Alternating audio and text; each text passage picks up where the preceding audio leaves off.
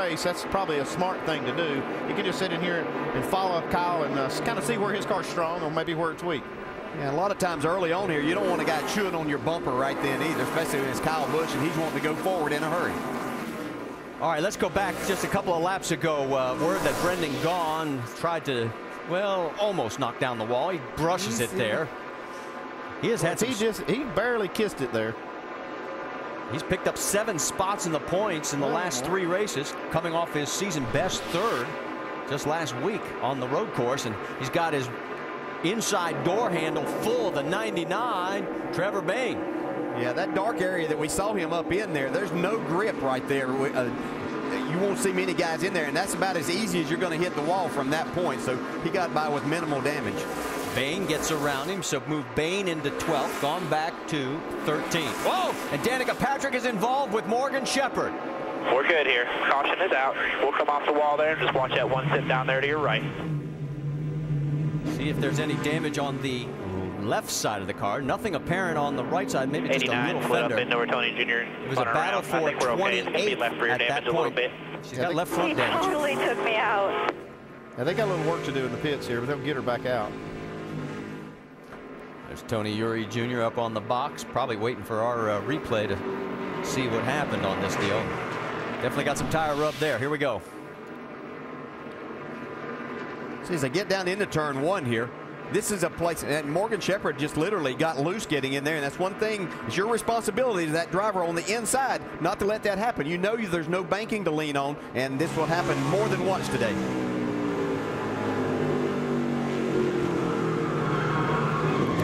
The only thing that Danica could have done there is maybe give him a little bit more room at this point of the race. Wouldn't have to be racing quite as hard, but still not her fault at all. No, it's not, but you have to also, as a responsibility as the driver on the outside there too, you know that if you pull down on that car that you're taking more air off of it, and that's more likely to happen.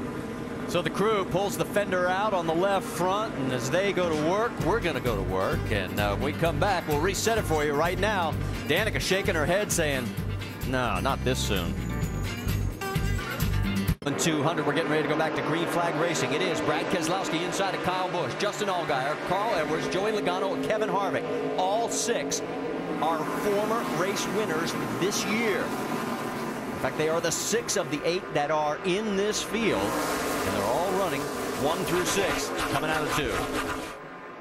Kyle Busch did a great job on that restart of anticipating Keselowski going and now use that outside lane to get by. Kyle, one of our 6 former winners of this event, and we talked about will the streak be broken. 23 different winners as the 2 teammates side by side there going down into one. Yeah, there's a little contact there. Yeah, Allgaier really got loose right there. Did a nice job of saving it and not getting into the 22. Can't tell you Danica Patrick got back out. She is 1 lap down. Also off the track now, Brian Keselowski has parked it. So is Johnny Chapman, Josh Wise, Kevin Swindell, and we already told you about Dennis Setzer. That updates you on everything. Let's go back to the restart, show you some of the contact, and watch Brad Keselowski right here with Mr. Busch. What's the message? And then watch on the restart here. That's that's a little nudge to the 89 saying thank you very much, I think. Yeah, she didn't appreciate what happened there, and you know, she did nothing wrong in what she was doing. It's just unfortunate, but you know, that's part of the racing here too. We're going to see it happen more than once today. Allgaier's got his mirrors now, his door full of the 60 of Carl Edwards. Edwards underneath him, down into 1. Kevin Harvick looking on. And you can see how Carl Edwards handled that situation going in that corner a little bit differently. He got out of the throttle, let his car roll, but then he moved away from the 12 car, so handled it quite a bit different. Good action. 2 different spots on the track for the race lead on the left side with Kyle Busch in front of the 22. Let's get an update from Dave Burns. And Marty, Kyle wanted his team to take a look at that left front fender.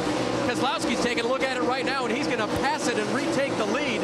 It appears going out of turn number 2, but he wanted him just to take a look at it. They said it looks fine to us right now, and apparently no damage from that contact, no real damage, Vince. Well, in the 22 of Brad Keselowski, it didn't take him long to figure out that his car was real good. When he was asked for an early report on his car, he said, the track's a little slick, but the car is really good. I think we're seeing it here on the inside of Kyle Busch. One of the other things we're seeing, guys, is those continue the battle up front. All of a sudden, Kevin Harvick's found some new life again after dropping back to 6th.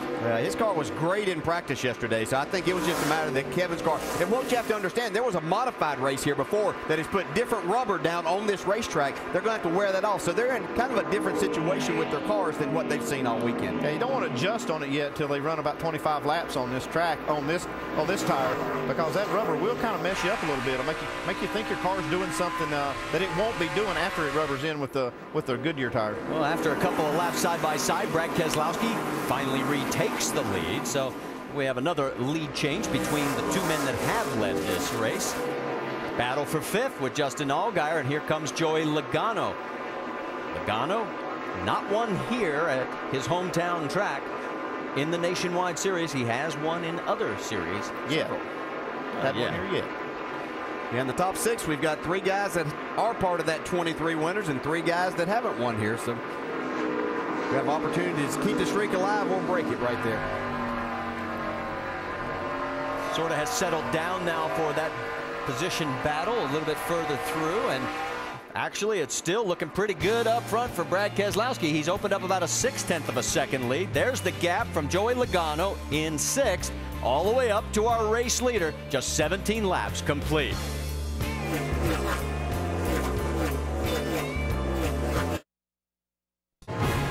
2010 FIFA World Cup continues. Round of 16 on ESPN and ABC tomorrow. First on ESPN at 9:30 a.m. Eastern. Epic matchup. Germany takes on England. Then on ABC at 2 Eastern, Argentina and Mexico. 2010 FIFA World Cup on ESPN and ABC tomorrow. And we can tell you right now it is 1-1 between Ghana and the U.S. Landon Donovan has scored for the United States. Battle for 5th is heating up. Justin Allgaier and Joey Logano. Logano on the inside, and it looks like he's finally going to be able to clear, and that's been going on during the commercial break. And also during the commercial, we can tell you Kevin Harvick got around Kyle Busch to take over 2nd place. So whatever Kevin's problem was there, that little stretch where he dropped back to 6th, it's over.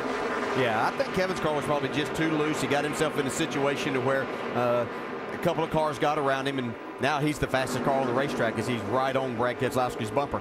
Coming up on lap traffic there, that's the 43 of Brad Baker. And Vince, let's get an update from pit road. Well, just as you were talking about that 33 of Kevin Harvick. Harvick did say he was a little bit too loose at the start, but his crew chief Ernie Cope was telling me earlier today that's one of the areas of advantage for this 33 team because of Harvick's experience, and he likes to drive a loose race car.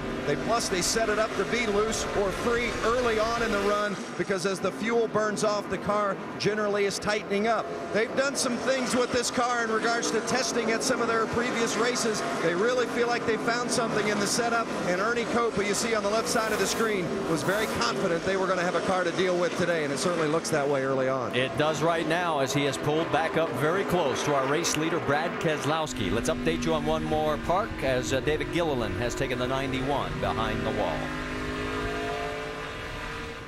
Battle for 15th as we move deeper in the field, and that is of course the 62 of Brendan Gaughan. Jason Leffler underneath him in the 38.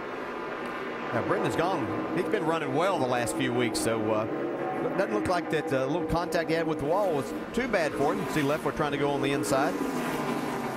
Now, we know Brendan Gaughan likes that outside lane. That's working here pretty well because they have a little more banking on this track as you move up in the lanes, and Brendan can take that to use it to his advantage. 35 of Jason Keller going underneath. Jason had qualified 13th. He had a good qualifying run, and he looks like he's got a good race car. Yeah, previous winner here. So knows how to make his way around this racetrack. And this is, even though we talk about this as a mile track, this race is like a short track. Every driver and crew chief considers this a short track, so that's how you set it up. And nobody better on the short tracks over the years than Jason Keller. And Jason leads all drivers with 18 starts here in now 24 Nationwide Series races. Let's go up to the battle for 4th because Joey Logano has already gotten around Justin Allgaier about 4 or 5 laps ago. Now he's knocking on the door as he is right up there with Carl Edwards, and underneath him, here we go. I got to kind of put him in the same category as Harvick. His car seems to be better the more laps that they put on it. kind of set the car up loose and be better at the end of the run. Yeah, and we heard him on the countdown show say that that was his problem last year whenever Kyle Busch beat him here, that his car wouldn't go for the first 10 laps. It took him, and so he lost so much time that. But in a long